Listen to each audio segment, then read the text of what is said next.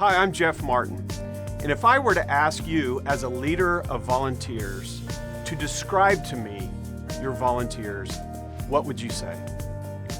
You know, every leader of volunteers would want to say, oh my gosh, I am so glad you asked that question.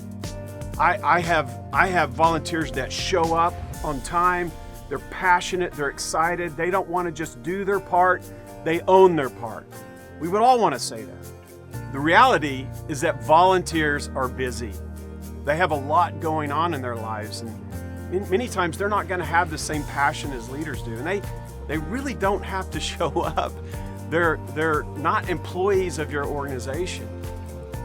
And so leaders sometimes will lower the bar of expectation. We'll beg and plead for our volunteers to join us and to show up, and if they just simply step over that bar, then we count that success and we celebrate and we have a thank you party at the end of the year.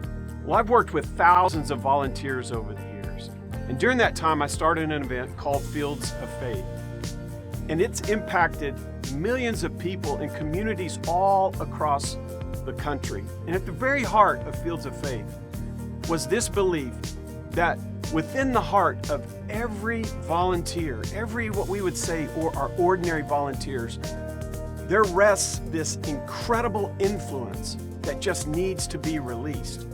Another way I put it is that every volunteer in your organization, when you put them all together, you are sitting on a powder keg of influence. And the question is, do we know how to ignite it?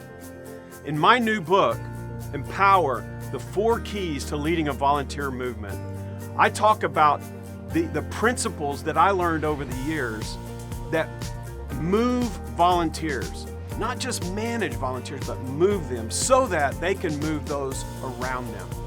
And that is the very definition of the word empower. I hope you enjoy the book.